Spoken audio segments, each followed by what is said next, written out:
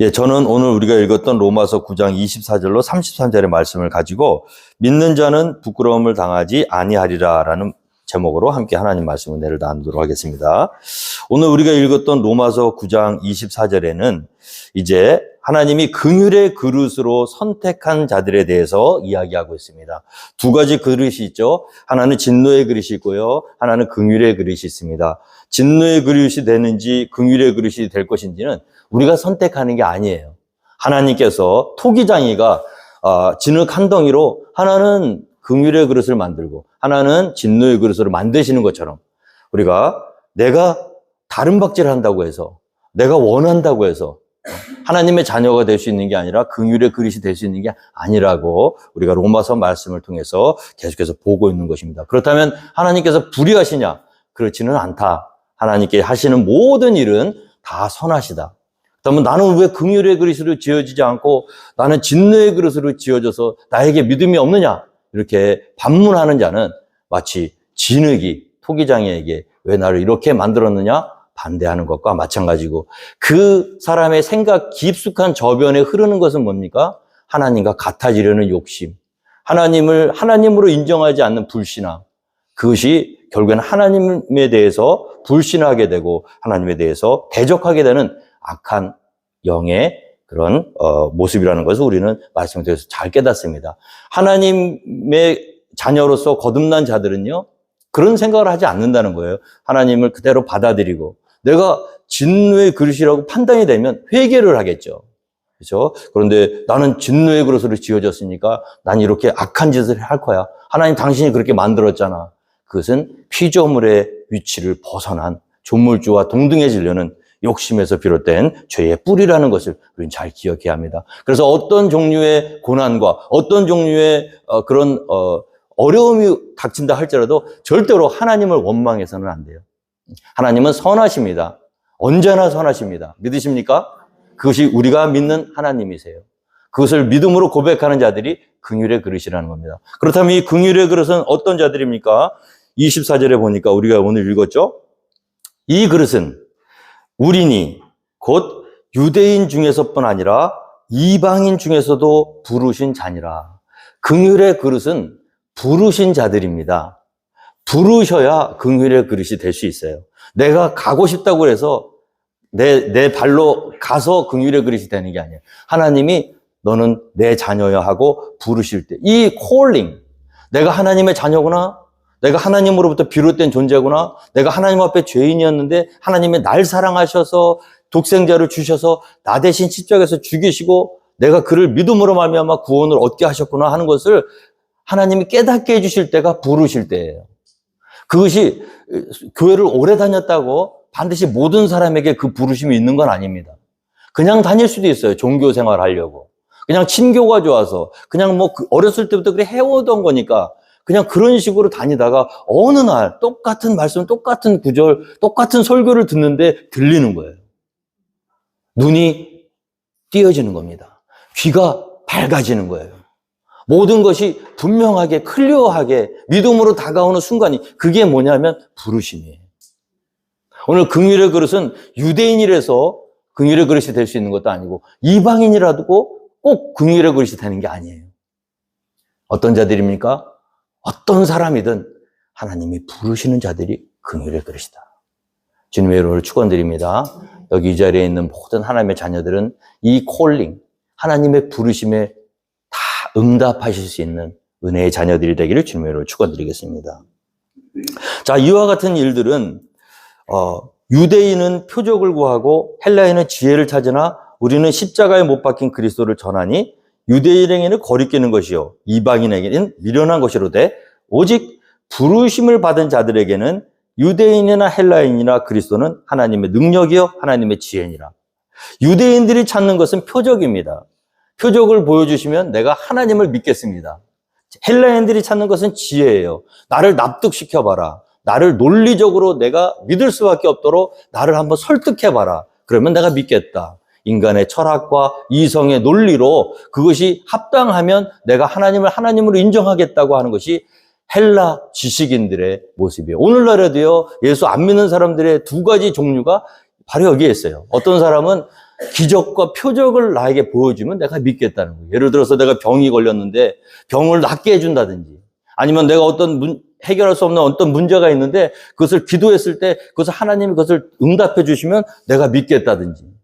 자, 그것은 긍휼의 그릇이 취해야 될 자세는 아니에요. 표적을 보여준다고 믿음이 생기는 게 아니에요. 우리는 표적이 나에게 일어나면 내가 믿을 수 있을 것 같죠. 유대인들에게 많은 표적을 하나님이 베풀어 주셨습니다. 가버나움아, 고라시나, 만약에 너희에게 베푼 이 기적을 소돔과 고모라에게 베풀었다라면 그 사람들은 다 구원받았을 거예요. 이 마지막 심판 때에 소돔과 고모라가 너희들을 책망할 거야. 왜 그러냐면 많은 기적과 이적을 그 가버나움과 고라신의 유대 족속들에게 많이 베풀어 주셨는데도 불구하고 그때뿐이라는 거예요. 표적은 믿음과 연결될 수 없습니다. 기적은 믿음과 기적을 반드시 체험한다고 해서 하나님을 믿는 게 아니에요. 10명의 문둥병자를 고쳐주셨어요. 9명이 떠나갔습니다. 1명만 다시 돌아와서 하나님의 살아계심을 인정하고 영광을 돌렸어요.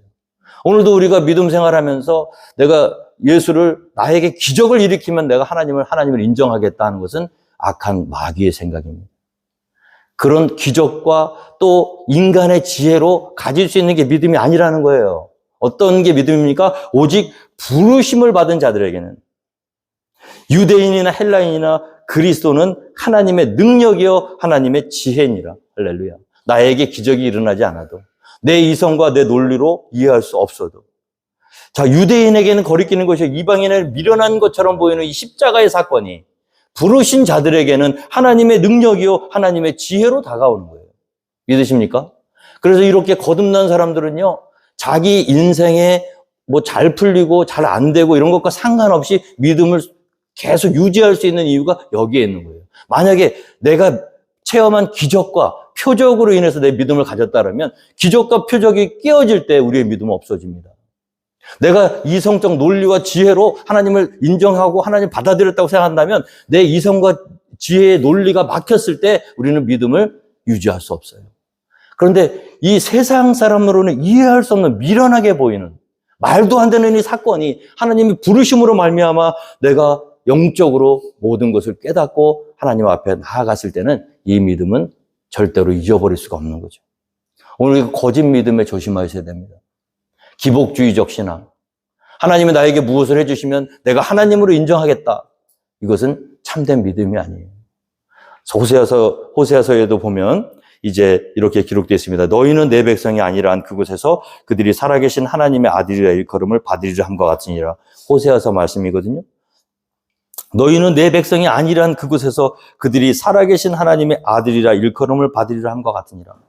무작위로 이스라엘 백성들뿐만이 아니라 어떤 그룹에 있는 사람들뿐만이 아니라 하나님께서 부르신 자들은, 할렐루야, 어떤 사람이든 상관없이 이 믿음을 소유할 수 있다는 거예요. 그래서 이것이 참된 믿음입니다. 이 믿음에는 그 어떤 종류의 행위나 어떤 종류의 어떤 공로도 들어갈 수가 없는 거예요. 오직 하나님이 부르신 자들, 불러주셨을 때에만 이 믿음을 소유할 수 있다는 것입니다. 자, 27절에도 보면 또 이사야가 이스라엘을 관하여 외치되 이스라엘 자손들의 수가 비록 바다의 모래 같을지라도 남은 자만 구원을 받으리니 그랬거든요. 이사야서를 통해서, 이사야 선지자를 통해서 하나님이 말씀하셨습니다. 이스라엘 백성들이 바다의 모래처럼 많아도 다 긍휼의 그릇은 아니라는 거예요. 다 하나님의 자녀들은 아니라는 거예요. 혈통적으로 아브라함의 자손이라고 전부 하나님의 자녀가 될 수 있는 건 아니라는 거예요. 어떤 사람들만 하나님의 자녀가 됩니까?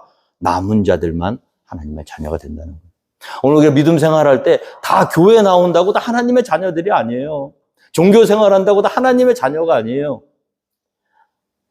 청함을 받은 자는 많지만 택함을 입은 자는 극히 적습니다. 어떤 사람들만 하나님의 자녀들인가? 마지막 때까지 이 믿음을 움켜쥐고, 할렐루야, 세상에서 톱으로 썰음을 당해도 이 믿음을 배신하지 않고, 힘들고 어려워도 정말 예수 믿는 것보다 예수 믿지 않을 때가 훨씬 더 편안한 삶이었기 때문에 예수를 믿는 것으로 말미암아 가족 간에 불화가 생기고 하던 사업체가 안 되고 인간관계가 망가지고 병에 걸리고 어려워도 끝까지 믿음을 포기하지 않고 끝까지 살아남는 자만 하나님의 긍휼의 그릇이다. 할렐루야. 우리 앞에는, 성도들 앞에는요, 성도들 앞에 놓여져 있는 삶은요, 이 시험입니다. 하나님께서 이제 이 믿음의 자식들이 어떻게 이 세대에 어떻게 우리의 믿음을 가질 수 있을까? 계속 유지할 것인가? 가짜들은요, 유지할 수 없어요. 왜? 편안할 때는 누구나 다 교회 다니고 예수 믿죠. 근데 진정으로 내가 정말로 하나님 앞에서 내 믿음이 온전하다는 것을 어떻게 증명할 수 있는가? 어려움이 있을 때, 환란이 닥쳐올 때, 끝까지 믿음을 소유할 수 있는 자들. 이것은 내가 훌륭해서도 아니고, 내가 다른 사람들 정신력이 더 강해서도 아니고, 영적 비밀을 알았기 때문에 포기할 수 없는 겁니다. 이것이 부르신 자들의 모습이에요. 마태복음 24장 9절에도 보면요, 그때에 사람들이 너희를 환란에 넘겨주겠으며 너희를 죽이리니 너희가 내 이름 때문에 모든 민족에게 미움을 받으리라. 이 현실이에요. 예수님이 믿는 자들에게 너희들의 앞날은 암울할 것이다. 도대체 예수 믿고 축복받고 세상에서 잘 되고 이런 기복적 신앙, 이것은 마귀가 이 참된 교회 안에 흩뿌려 놓은 가라지예요, 여러분. 이 세상 것들의 축복을 위해서 주님을 섬기고 하나님의 자녀가 되고 교회 공동체를 섬기겠다, 그런 말씀 하신 적이 없어요. 세상에서는 너희가 환난을 받을 것이나 담대하라, 내가 세상을 이기었노라. 세상에 너희를 미워하면 이상히 여기지 말라. 너희를 미워하기 전에 나를 미워하였노라. 오늘 마태복음 24장에도 그때 사람들이 너희를 환난에 넘겨줄 것이다. 너희를 죽일 것이다. 너희가 내 이름 때문에 모든 민족에게 미움을 받을 것이다. 이것이 마지막 때의 징조예요, 여러분. 근신하셔야 됩니다. 깨우셔야 됩니다. 마귀가 만들어 놓은 거짓된 가치에, 세상적 가치에 우리 참된 믿음의 신앙인들이 다 속고 있어요. 우리가 추구하는 것이 이 세상의 물질과 이 세상의 평안이라면 우리는 이 세상에서 가장 불쌍한 사람들입니다. 우리는 그런 것들을 위해서 부름받은 자들이 아니에요. 영원한 생명, 할렐루야. 지금은 비록 힘들죠. 지금 현재의 고난은 아프죠. 그러나 장차 우리가 누릴 하나님의 영광과는 좋게 비교할 수 없다. 참된 믿음의 소유자들이 가져야 되는 믿음이에요. 지금은 너무 편안해요, 우리가. 특히 미국에서 신앙생활 한다는 것은요, 누가 정말로 참된 믿음을 소유했고 누가 정말 그렇지 않은지를 구분할 수 없는 시대예요. 다 믿음을 가진 것처럼 보여요. 그런데 여러분, 이 마지막 때 환란 때에 반드시 이 엄청난 환란이 믿는 자들 앞에 놓여 있고 기다리고 있다는 것. 그때 끝까지 남은 자들, 할렐루야, 주님의 믿음을 버리지 않고 주님의 은혜 가운데서 떠나지 않은 자들만 긍휼의 그릇이라는 거예요.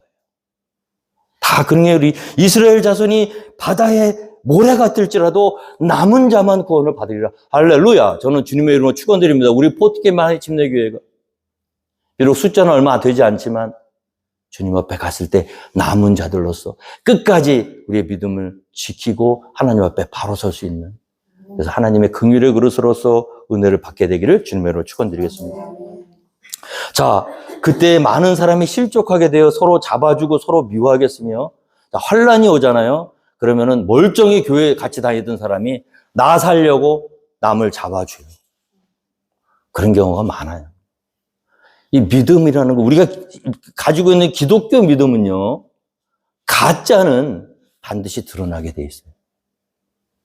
자, 그때 나 살려고 많은 사람이 실족하게 되어 서로 잡아주고 서로 미워하고, 그러나 끝까지 견디는 자는 구원을 얻으리라. 견디셔야 됩니다. 우리는 지금 환란도 없어요. 근데 날마다 우리의 영적인 싸움이 있다는 걸 자각하셔야 돼요. 깨어나셔야 돼요.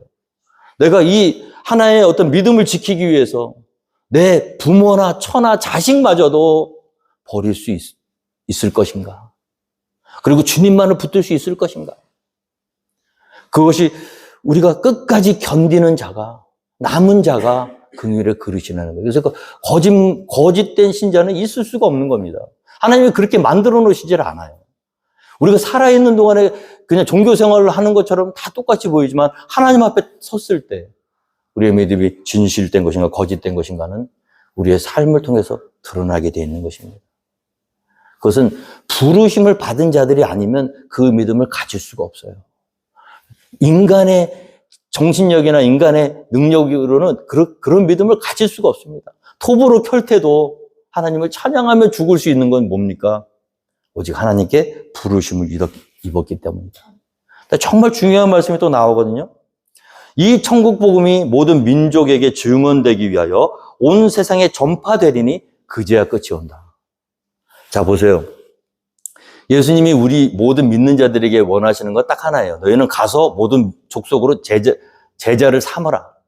그리고 내가 너희에게 가르쳐 분부한 모든 것을 가르쳐 지키게 하라 그랬어요. 천국 복음을 전하라는 거예요. 한 사람의 영혼이 하나님 앞에 회개하고 돌아올 수 있는 방법은 하나밖에 없습니다. 그것은 복음을 들을 때예요. 복음은 들어야 나 혼자 깨닫는 게 아니에요. 누군가에게 전해줬을 때, 그것을 들었을 때 영적인 세상이 밝아지는 겁니다. 그렇다면 자, 믿음은 들음에서 난다고 그랬는데 들으려면 어떻게 해야 되죠? 말해주는 사람이 있어야 되잖아요. 말을 하는 사람이 있으려면 어떻게 해야 되죠? 보내는 자가 있어야 될 거 아니에요. 자, 보내는 자, 그 보내는 자의 역할을 우리가 해야 되고 어떤 사람은 가서 하고 어떤 사람은 보내고 그 모든 것이 뭐예요? 이 천국 복음이 모든 민족에게 증언되기 위하여 온 세상에 전파되리니 그제야 끝이 오리라. 우리 하나님의 마음입니다. 오늘도 우리 선교사님들이 왜 이렇게 쓸데없이 위험한 곳에서 나오시지 않고 이렇게 있는가? 왜 그렇게 꼭 믿어야 되는가? 이것 때문에 그래요. 천국 복음을 온 세상에 전파되리니 그제야 끝이 오리라. 기회를 주시는 거예요. 너희들이 기회를 주라는 거예요. 여기서 예수 믿고 그냥 신앙생활하면서 우리가 잘 먹고 잘 사는 걸 끝나는 게 아니고 너희가 해야 될 일들은 사람을 살리기 위해서 생명의 말씀과 복음을 이 세상 끝까지 전하는 것이 교회에 주어진 사명인 줄 믿으시기 바랍니다. 자, 그때 어떻게 됩니까? 그때 그가 천사들을 보내어 자기가 택하신 자들을 땅 끝으로부터 하늘 끝까지 사방에서 모으리라. 이 날은 반드시 온다는 거예요. 재림의 때 마지막 날 예수님 다시 오십니다. 그때 땅 끝에서부터 하늘 끝까지 누구를 부르십니까? 하나님이 부르신 택하신 자들을 부르시겠다. 오늘 이사야서의 말씀처럼 비록 바다의 모래처럼 많은 자손들이 수가 많더라도 남은 자만 구원을 받으리니 주께서 땅 위에서 그 말씀을 이루고 속히 시행하시리라 하셨느니라. 이 말씀은 땅에서 이루어지는 줄 믿으시기 바랍니다. 그래서 우리가 살아있을 때 잘해야 되는 거예요. 우리가 육신의 삶을 가지고 있을 때 하나님 앞에서 하나님의 뜻을 먼저 아셔야 되고요. 알아는 데서 끝나는 것이 아니라 그 뜻을 실천하면서 살아가는 것이 정말 중요한 것인 줄 믿으시기 바랍니다. 자, 만군의 주께서 우리에게 씨를 남겨두시지 아니하셨더라면 우리가 소돔과 같이 되고 고모라와 같았으리로도 함과 같으니라. 그런데 그 많은 사람들 중에서 남은 자들이 있다고 해도요, 그 사람들 구원받는다고 해도 자랑하면 안 돼요. 왜 안 되죠? 내가 남은 이유는 뭐죠? 다른 사람들보다 더 믿음이 좋아서인가요? 다른 사람들보다 더 훌륭해서가 아니라는 거예요. 하나님께서 그렇게 하셨다는 거예요. 남을 수 있도록 믿음을 주셨다는 거예요. 만군의 주께서 우리에게 씨를 남겨두시지 아니하셨더라면, 믿음의 씨가 작은 것처럼 보여도 그 믿음의 씨를 하나님께서 우리에게 주시지 않았다라면 우리가 소돔과 같이 되고 고모라와 같았어요. 하나님이 은혜를 베풀어 주셔서 믿음 있는 자들을 남겨두시지 않으면 소돔과 고모라처럼 되는 게 이 세상입니다. 소돔과 고모라가 어떻게 됐죠? 의인 10명이 없어서 망했어요. 오늘 하나님께서 우리에게 은혜를 주셔서 믿음을 주시지 않았다면 이 세상은 소돔과 고모라처럼 의인은 없나니 하나도 없다는 거예요. 다 치우쳐. 다 무익한 길로 걸어가는 것이 이 세상의 모든 사람들이라는 거예요. 그런데 그 가운데서 하나님이 몇몇 사람들에게 믿음을 주셔갖고 남겨놓으셨다는 거예요. 그게 누굽니까? 우리가 돼야 되는 거예요, 여러분. 교회가 돼야 되는 거예요. 우리가 어떤 사람들인가를 우리의 정체성을 잘 깨달으셔야 되는 거예요. 우리는 남겨진 자들인 줄 믿으시기 바랍니다. 그것도 하나님께서 은혜를 주셔서 내가 똑똑하고 내가 훌륭해서가 아니라 하나님의 은혜를 주셔서 포티겐발 한인 침례교회를 남겨두신 거예요. 이 클락스빌에. 그렇다면 어떻게 해야 되겠습니까? 남겨진 자로서 하나님께 감사하고 우리가 여기서 이렇게 모여서 예배드리고 또 헤일리에 있는 선교사님들을 위해서 기도하며 헌금하고 이 모든 것들이 다 하나님께서 우리에게 은혜를 주셔서 하셨던 것이라는 걸 우리가 깨닫고 더 감사하고 겸손하게 하나님의 일을 충성하며 나아가야 될 줄로 믿습니다. 무릇 율법 행위에 속한 자들은 저주 아래 있나니 기록된 바 누구든지 율법책에 기록된 대로 모든 일을 항상 행하지 아니하는 자는 저주 아래에 있는 자라 하였습니다. 보세요. 30절의 말씀에도 그런즉 우리가 무슨 말을 하리요? 의를 따르지 아니한 이방인들이 의를 얻었으니 곧 믿음에서 난 의요. 의의 말을 따라간 의의 법을 따라간 이스라엘은 율법에 이르지 못하였으니 어찌 그러하나냐? 이는 그들이 믿음을 의지하지 않고 행위를 의지함이라 부딪힐 돌에 부딪혔느니라. 여러분 이스라엘 백성들은요 율법을 지키려고 열심히 노력했던 사람들입니다. 그만큼 상대적으로 어떻게 했어요? 이방인들보다 훨씬 더 도덕적으로 윤리적으로 혹은 종교적으로 더 훌륭한 삶을 살았던 사람들이에요. 바리새인들을 우리가 나쁜 사람들이라고 인식하고 있지만 바리새인들의 믿음은요 예수님 자신도 칭찬하신 믿음이에요. 너희 의가 서기관과 바리새인과 같지 않고는 결단코 천국에 들어올 수 없으리라 그랬어요. 그만큼 바리새인과 서기관들의 삶은 윤리적으로 훌륭했습니다. 종교적으로 또 율법책을 지키려고 열심히 노력했어요. 그런데 그들의 구원을 받지 못했습니다. 그 이유는 무엇입니까? 갈라디아서 3장 10절에 기록된 바 누구든지 율법책에 기록된 대로 모든 일을 항상 행하지 아니하는 자는 저주 아래에 있는 자라. 우리가 율법으로 구원받을 수 없는 이유가 여기에 있습니다. 어떤 율법을 항상 지킬 수도 있어요. 그러나 모든 율법을 가끔 지킬 수도 있어요. 그런데 모든 율법을 항상 행할 수는 없다는 거예요, 인간이. 내가 하나는 잘해도 또 다른 데서 넘어질 수도 있는 거고 내가 완벽했다고 생각하는 순간 나도 모르는 사이에 마음속으로 어떤 종류의 어떤 연약함 가운데 우리가 율법을 이룰 수 없는 그런 모습이 있기 때문에 율법을 가지고 구원을 받겠다고 시도를 하면 백전백패가 될 수밖에 없는 거죠. 오늘 무릇 율법 행위에 속한 자들은 저주 아래에 있나니 기록된 바 누구든지 율법책에 기록된 대로 모든 일을 항상 행하지 아니하는 자는 저주 아래에 있는 자라 하였습니다. 만약에 이게 가능했잖아요.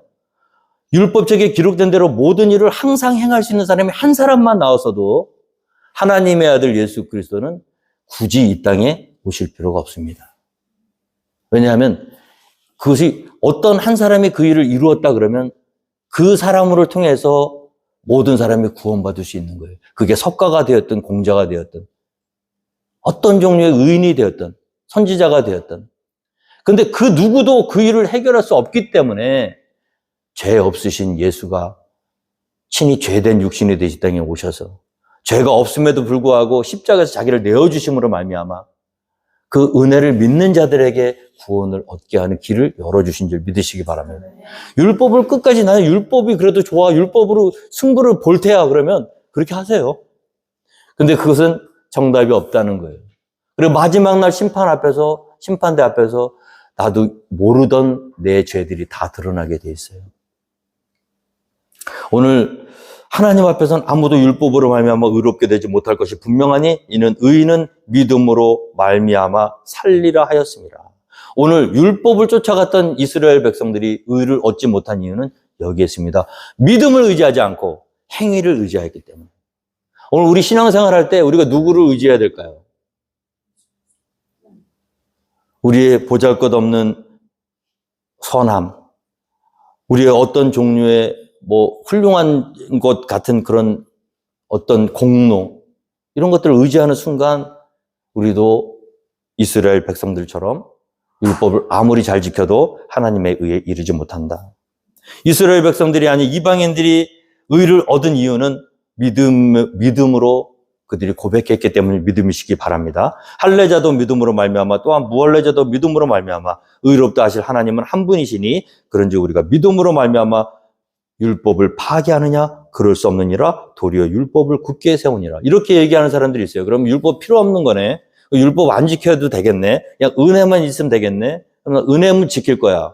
근데 은혜 받았으니까 내가 죄를 회개했고 하나님을 예수님을 구세주로 영접했으니까 나는 구원을 얻었으니까 나는 이제 율법으로부터 자유로워. 그리고 율법을 안 지켜도 되겠네. 이렇게 생각할 수 없다는 거예요. 거듭남을 입은 사람, 또 하나님께서 영적으로 긍휼의 그릇으로 택하셔서 그 비밀을 보여주신 사람들은 어떻게 됩니까?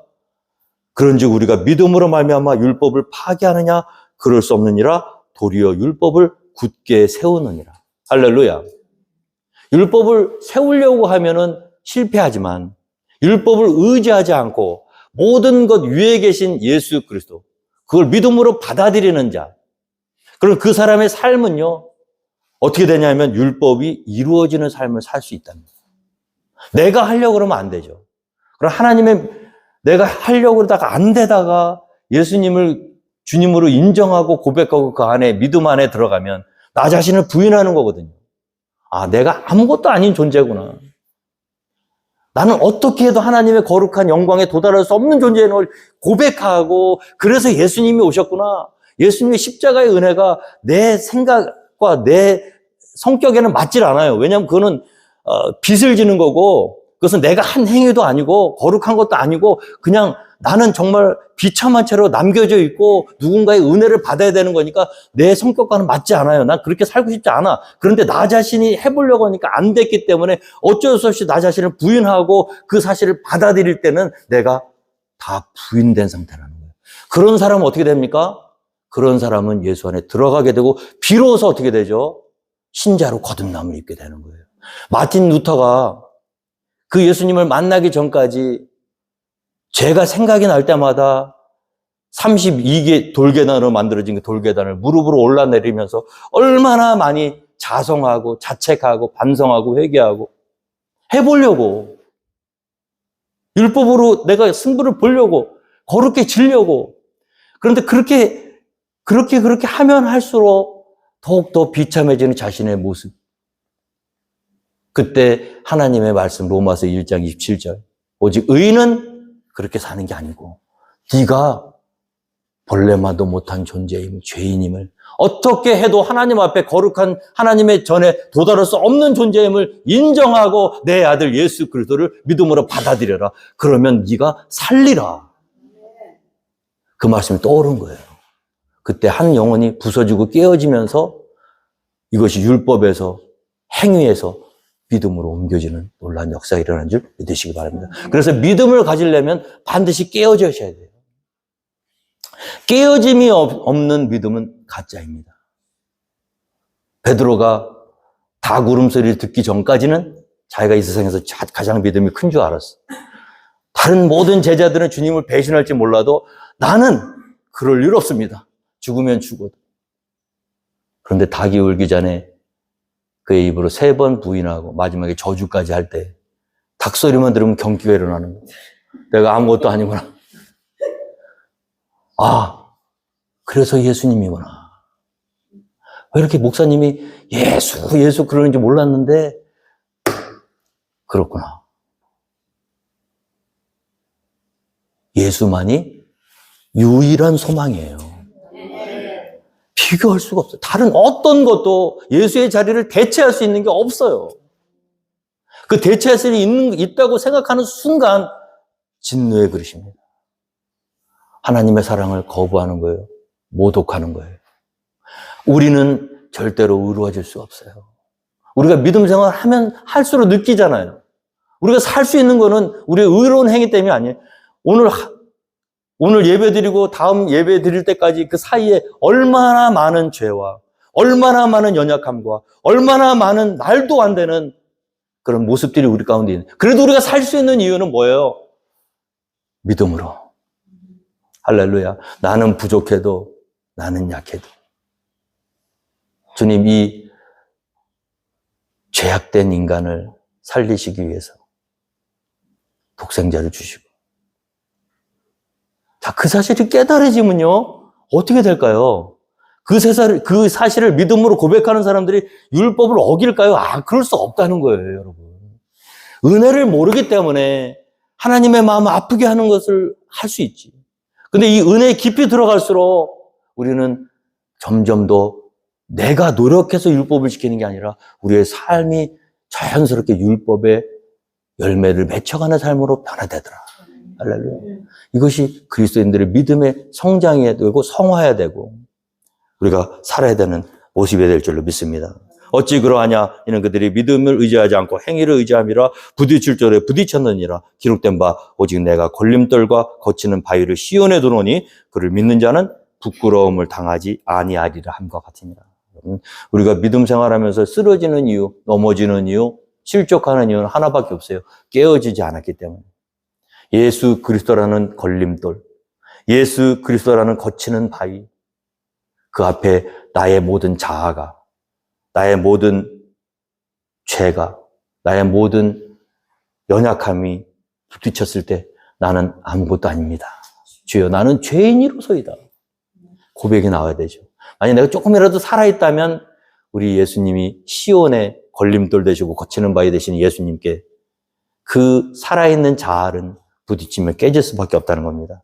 베드로전서 2장 6절에 성경에 기록되었을 때 보라 내가 택한 보배로운 모퉁이 돌을 시온에 두노니 그를 믿는 자는 부끄러움을 당하지 아니하리라 하셨으니 그러므로 믿는 너희에게는 보배이나 믿지 아니하는 자에게는 건축자들이 버린 그 돌이 모퉁이의 머릿돌이 되고 또한 부딪히는 돌과 걸려 넘어지는 바위가 되었다 하였느니라. 그들이 말씀을 순종하지 아니함으로 넘어지나니 이는 그들을 이렇게 정하신 것이라. 여러분, 거듭남을 입은 신자의 특징은 뭐냐면 순종이에요. 내 생각과 하나님의 말씀이 충돌할 때가 많습니다. 그럴 때 부서지는 자는요, 부서진 자는 이미 깨어진 자는 걸릴 일이 없어요. 그런데 아직도 내가 살아있고 나의 어떤 공로나 나의 어떤 행위나 그 어떤 종류의 열심이라도 그것이 나로부터 비롯된 것이라면 다 넘어지게 돼 있어요. 하나님 앞에서 완전히 부서진 자는 어떻게 됩니까? 그 예수님과 부딪혀서 깨어지는 자가 아니라 그 예수님이 보배로운 돌로 보이는 자. 내 생각이 아무리 옳은 것 같아도 주님이 말씀하시니까 용서하고 인내하고 견디고 참으며 힘들고 어렵고 내 생각대로 한다면 안 하겠지만 주의 말씀이니까 내가 순종하겠습니다. 나아가는 자들. 그런 자들은요, 부끄러움을 당하지 않는다. 실망하지 않는다. 좌절하지 않는다. 그리고 그 사람들을 택하셔서 하나님이 어떻게 하십니까? 열매를 맺게 하신다는 거죠.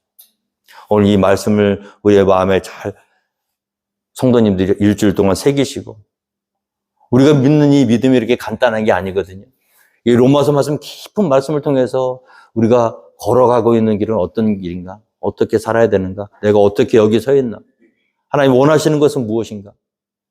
믿음으로 산다는 것은 무엇인가? 내 생각을 버리고 내 뜻을 버리고 우리 주님께서 그러셨던 것처럼 만일 아버지 할만하시거든 이 자녀들에게서 지나가게 없어서 그거는 예수님의 생각이에요. 그러나 나의 원대로 마옵시고 아버지의 원대로 하옵소서는 아버지의 생각이십니다. 예수님보다 더 큰 시험을 입은 사람, 시험을 당한 사람은 없어요. 예수님 그 시험을 이기신 분이에요. 십자가의 시험. 아무 죄도 없이, 아무 허물도 없이 모든 인류가 지은 죄를 온통 뒤집어 쓰고 십자가에서 저주 아래 죽으셔야만 했던 그분. 그분 앞에 깨어지지 않으면 누구 앞에 깨어지겠습니까? 오늘 이 보배로운 산돌 대신 예수님 앞에 겸손하게 무릎 꿇고 순종함으로 참된 열매를 맺게 되는 저와 여러분이 되시기를 주님의 이름으로 축원드리겠습니다. 다 함께 자리에서 일어나셔서 찬송가 151장 찬송하시고 축도로 예배 마치도록 하겠습니다.